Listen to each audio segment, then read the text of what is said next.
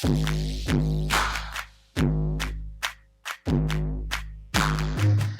morning and welcome to Timberridge Church. I'm Pastor Johanna. This is my husband, Pastor Nick. We're the lead pastors here.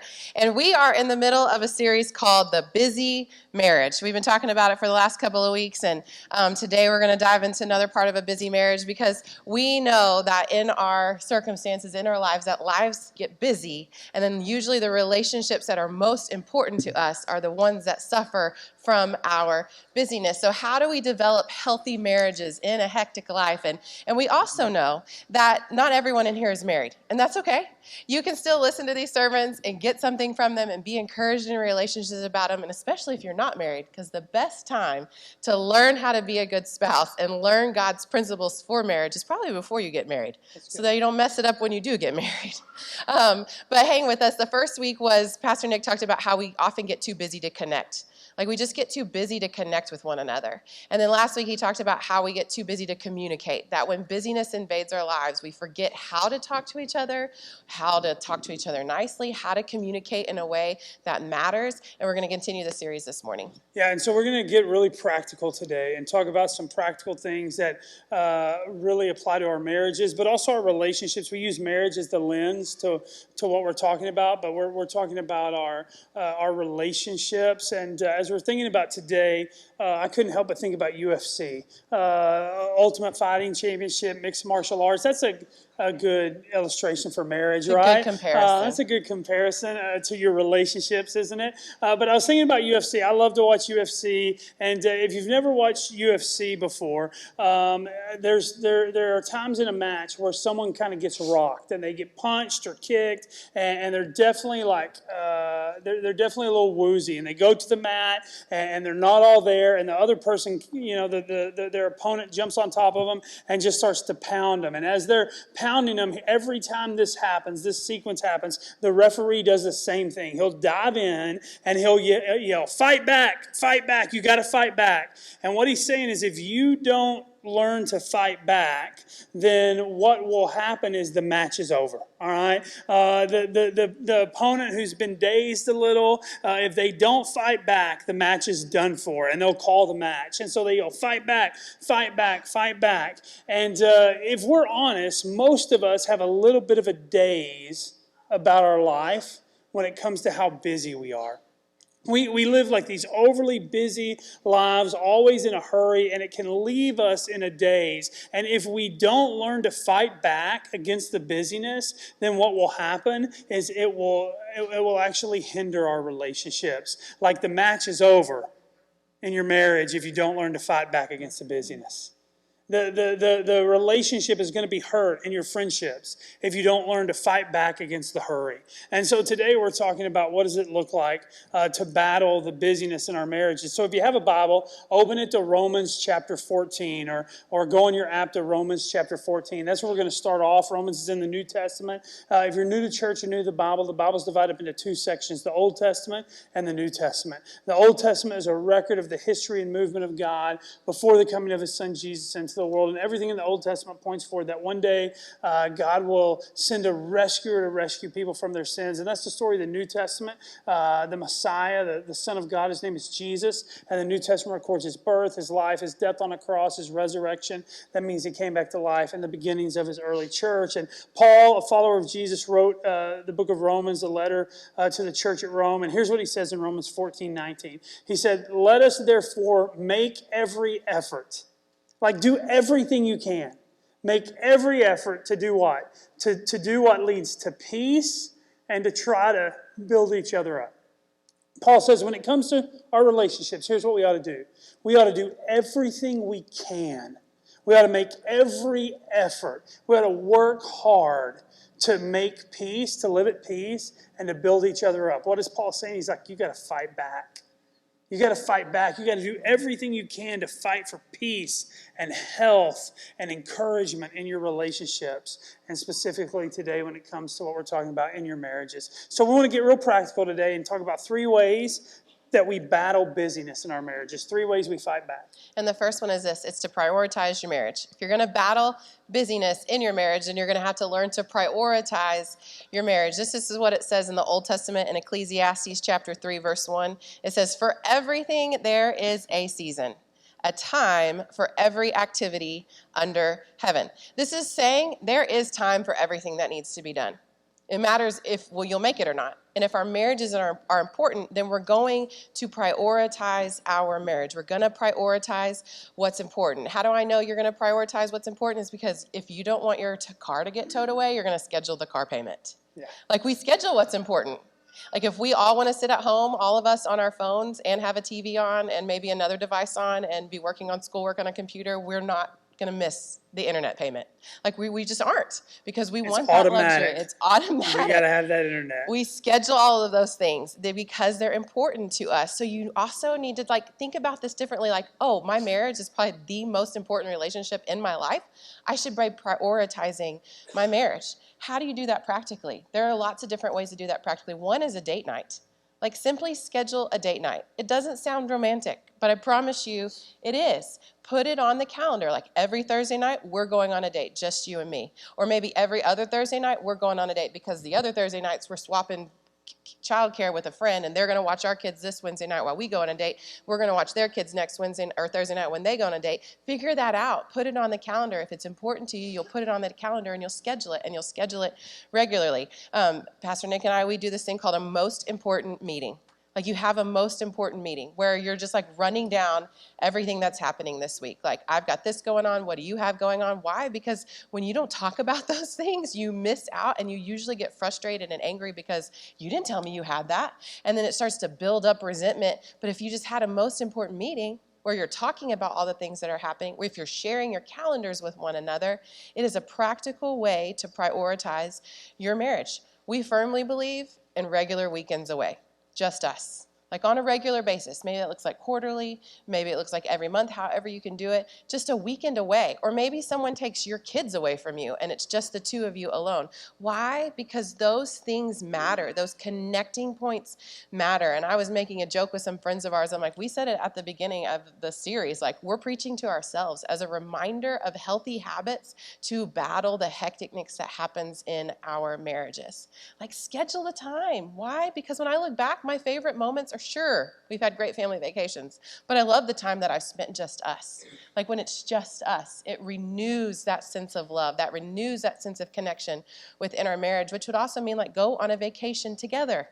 Yes, vacations are fun as a family. I mean, typically it's just doing life in another location. Like, you're still having to change diapers and do baths and do mealtime and all that. Vacations are fun, but it's also fun when it's just the two of you. And in that extended period of time, when you go away for longer than 2 days, something begins to happen when it's just the two of you. The first few days, you're just kind of going through the motions, but then walls start to fall down, and you start to begin to talk about things that matter, and maybe you have some hard conversations about things that are frustrating you in this season of life. But when you have that extended amount of time together, to be together, then you're reminded of why you said "I do" to begin with. Prioritize your marriage. And we said we were going to get PG-13 in here. So if you're scheduling things, then you might as well schedule sex. And that might not sound very There's some romantic. people that wanted to say amen that we're afraid to right there. Like, scheduling sex would probably solve a lot of problems in our marriages. It's true. Like, and here's the thing. We said within your marriage, because God created something good within the container of goodness between vows between a husband and wife. The devil wants to use sex in our lives as a tool to create division. And before marriage, it creates a lot of confusion and devastation. And within marriage, if he can get you not to do it, he creates a lot of devastation and confusion and separation. Because the whole point of marriage is two becoming one. God's ideal for marriage is unity and community and harmony. And if Satan can get between you and separate you by ruining your physical connection, he'll drive a device between you and he wins. And he'll put silence and separation between you, and he's conquered. And he got what he wanted. when he separates the two of you. And so if it's important and if you want your marriage to flourish and to be honoring to God, that you're submitting to one another, not out of responsibility, but out of love and respect for one another, you'll schedule these things, including the most intimate part of your marriage, because you don't want to miss out on what God has for you when your life gets out of control. Yeah, because we get so busy, we don't live intentionally. And you hear that and you go, date night, man, I need to go on a date every single week. Does she know what's going on in the economy right now? That's expensive. Let me tell you what our date was this week. We were up with our T-Rock crew until 3 a.m. on Thursday morning. Joe spoke in east of Dallas at an event on Thursday night. So she was out of town. So on Friday, when she got back into town, we had an hour and 15 minutes before we had to go pick up our kids, and the craziness of the weekend began. And so we went to MeFam for our date day. And at MeFam, we had chips and queso, because thanks to the Steamville Yellow Jackets, we have that little free queso thing. The waitress was not impressed. That's but all free I wanted. queso is That's all I free got. queso, right? And she was like, really? That's all you're eating is queso? Yes, that is. And so you find ways to make it work. Before we moved to Stephenville, we did almost 3-year apprenticeship to learn how to plant a church at a church in South Austin. And my full-time salary, I worked about 65 to 80 hours a week, and I made $14,000 a year. So when we went on our weekend getaway, it was like, what is the closest state park that we have enough gas to get to that we can set up this tent in and eat sandwiches, peanut butter sandwiches while we're there? Like, you just got to be creative. You got to figure it out so that you can spend time together. Because if you're busy, it's easy to believe the lie where we're just too busy for date night, or we're just too busy to get away, or our kids just have too much for us to leave them on someone. I'll just be honest with you. We have a lot going on in our life. We're too busy not to have date night, because if we don't have date night, we'll have divorce. I'm just going to be honest with you. Like, we're too busy not to spend time away, because if we don't have time spent away, we will have emotional and spiritual and relational separation. The busier you are, the more important that you prioritize your relationship. And the same can be said for your closest friendships. The busier you are, the more you have to give time and attention to those relationships, because we naturally don't drift together. We naturally drift apart. And so the way we make these things a priority is we put it on the schedule. Well, that's not very romantic. Guess what? A scheduled date night is way more romantic than an unscheduled, spontaneous date night that never happens. It's just way more romantic. And you're like, well, I'm just the romantic type that never plans anything, is what that means, right? So you schedule what's important. Here's why. James 4:17, this is biblical. The Bible says this: remember, it's a sin to know what you ought to do and then not do it.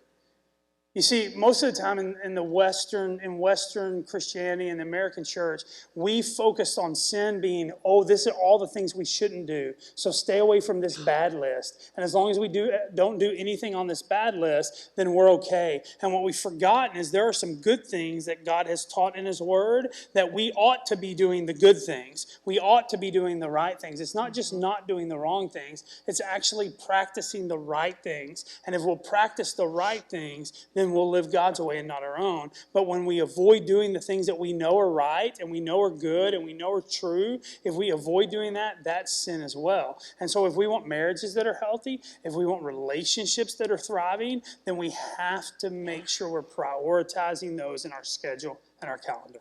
So we have to prioritize our marriage, but we also have to practice serving one another. We have to practice serving one another. And we use the word practice because it's something that you have to do over and over and over again. The best thing that you can do in your marriage, besides making it important enough to prioritize things, is to serve your spouse. Like, the most important act that you could do within a marriage is to serve your spouse. And when we are busy, we want to do the things that give us the most bang for our buck.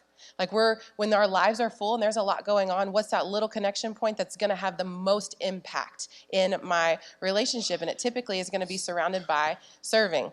This past summer, we had the privilege and blessing to be on sabbatical all summer, just the family of 4 of us. We also had the privilege of staying in Colorado at a friend's house who wasn't there, and so we kind of disconnected from the rest of the world, and it was like us 4 no more, and we kind of had some ground rules when we went in because we were going to be spending a lot of time together, like more than we ever had before besides COVID, and I was like, we need to have some things to figure out, like how are we going to grow as a family and how are we going to survive this summer and not just survive but thrive in it. And so at meal times, I told my kids who are 13 and 9, I said, if you see us doing something, then I want you to say, how can I help? So like if your dad goes outside and lights the grill, like that's a trigger. You're going to get up and you're going to say, Dad, how can I help?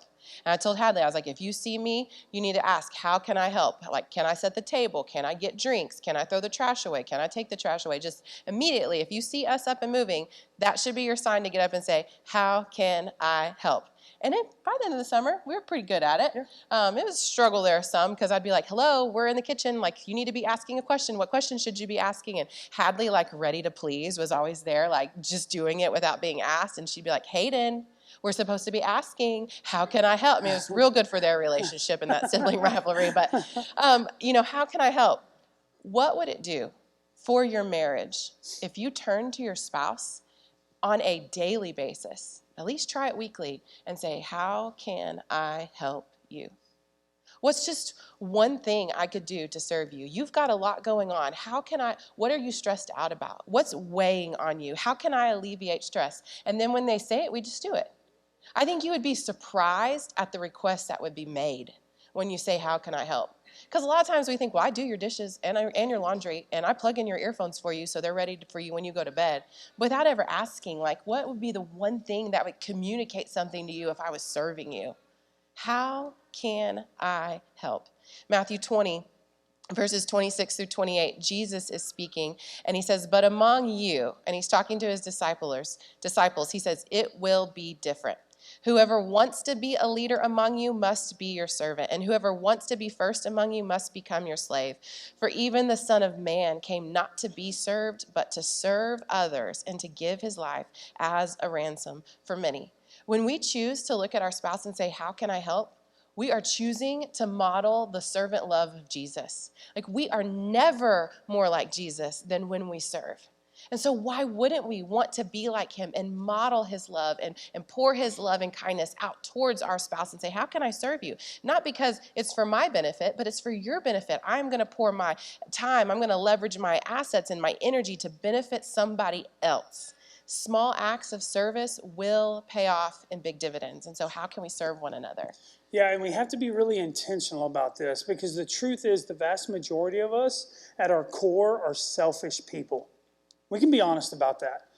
We are focused, not everyone, some of us are other focused naturally, but for the most of us, we are focused on ourselves. I'll just be the one to raise your hand. I'm not going to ask you to raise your hand.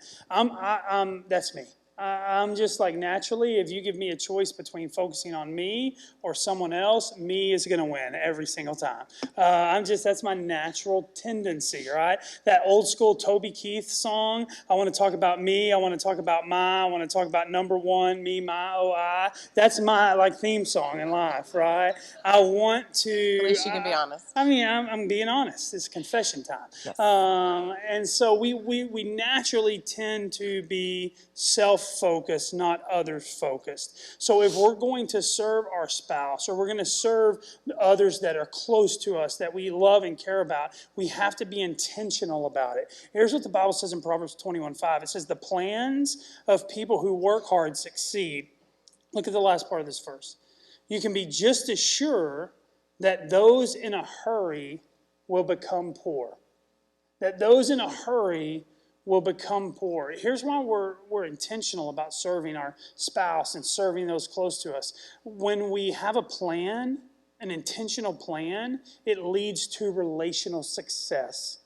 When we don't have a plan and we're just in a hurry, we're just going through life busy, you can guarantee that you will end up with relational poverty.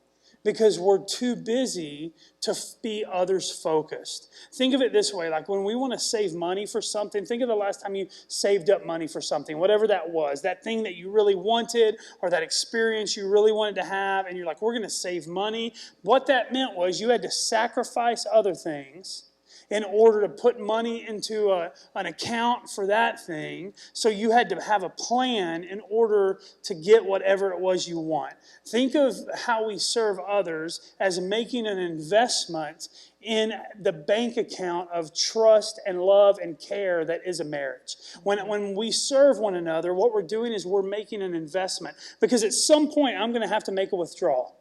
I don't know about anybody else who's married in here, but sometimes I say dumb stuff within our marriage, right? And guess what? That's a withdrawal. That's a withdrawal, right? Sometimes I show up, I'm late, and I show up late. You know, I forgot we had dinner with the kids planned at this time, and I got to doing something at the office, and I forgot all about it. And I get a text that says, "Where are you? We said we were going to have dinner with the kids at 6 o'clock, and I'm not there." Right? That's a relational withdrawal. When I'm serving my spouse, I'm making relational investments. It's the same thing in any relationship. Sometimes you're going to say something that offends someone who's really close to you. When that happens, you want to make sure you've had relational investments so the relationship can handle the withdrawal. The only way that that happens is that you slow down to be others focused and make those investments in your relationship. So to prioritize your marriage, you have to practice serving one another. And then lastly, you have to plan to forgive. You have to plan to forgive. Like, we're going to make plans to connect and make plans to serve each other. But the biggest thing in the midst of a busy marriage is that we plan to forgive. Because we know we are going to be busy.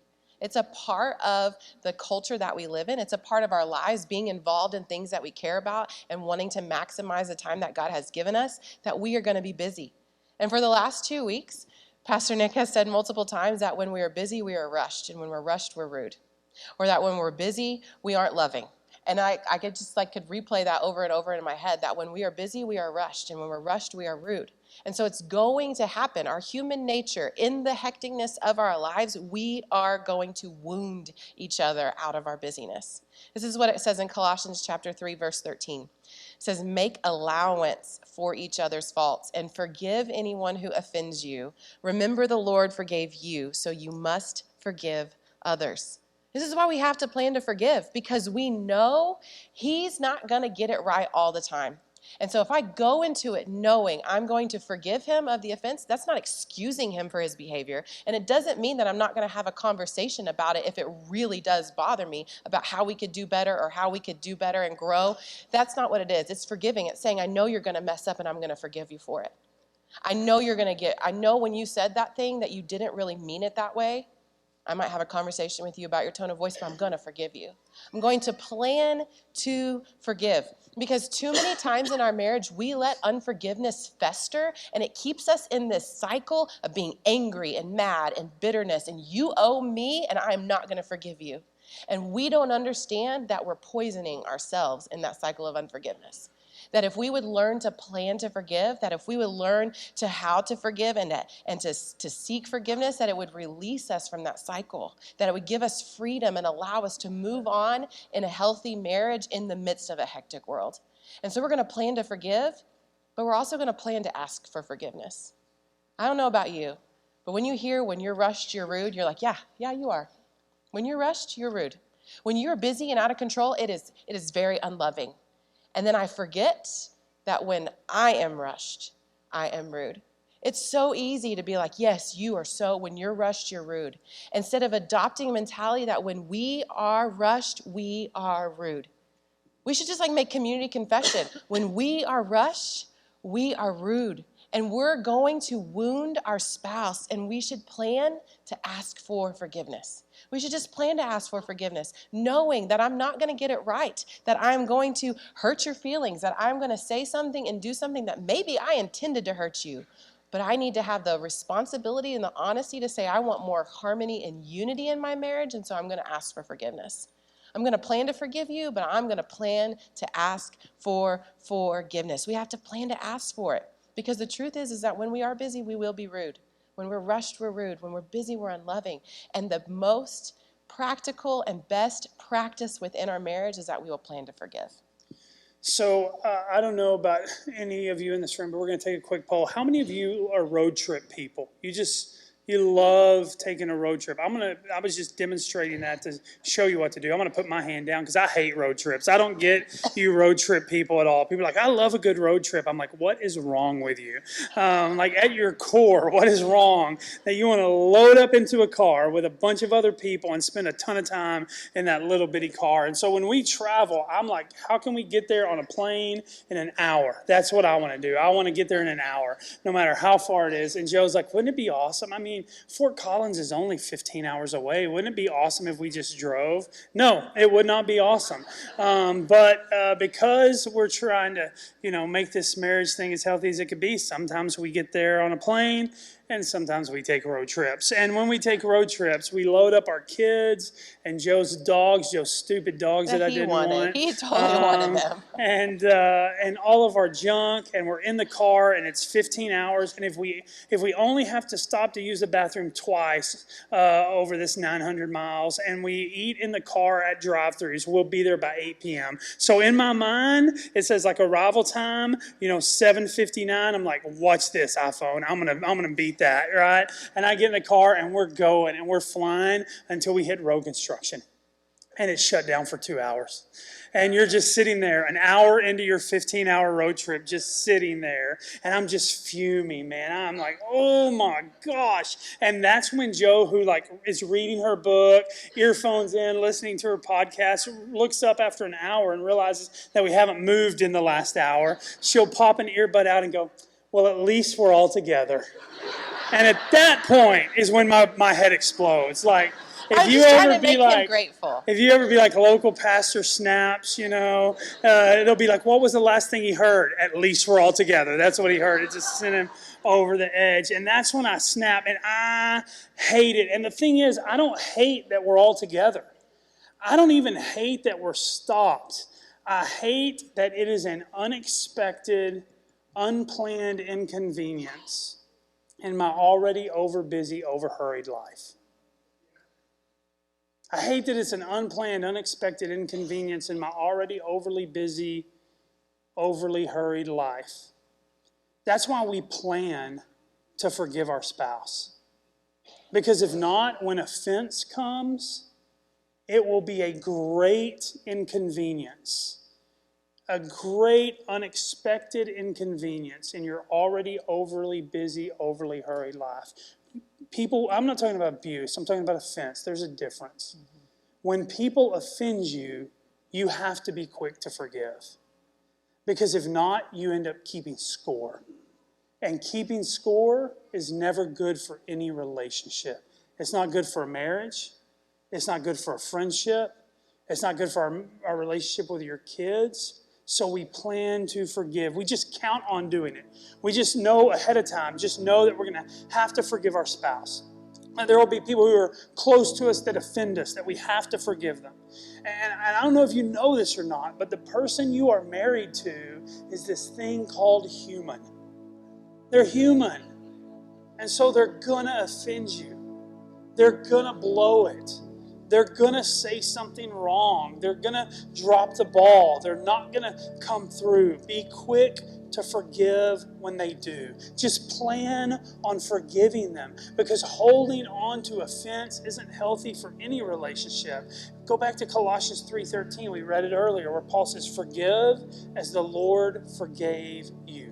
Forgive as the Lord forgave you. Well, how did the Lord forgive me? Well, it's a good thing we asked that question, because Paul answers it for us in 2 Corinthians 5:18 and 19. He said, and all of this is a gift from God. He's talking about being brought back into a relationship with God. He says, all of this is a gift from God, who brought us back to himself through Christ. And God has given us this task of reconciling people to him. For God was in Christ, reconciling the world to himself. You want to know how the Lord forgave us? Here's how.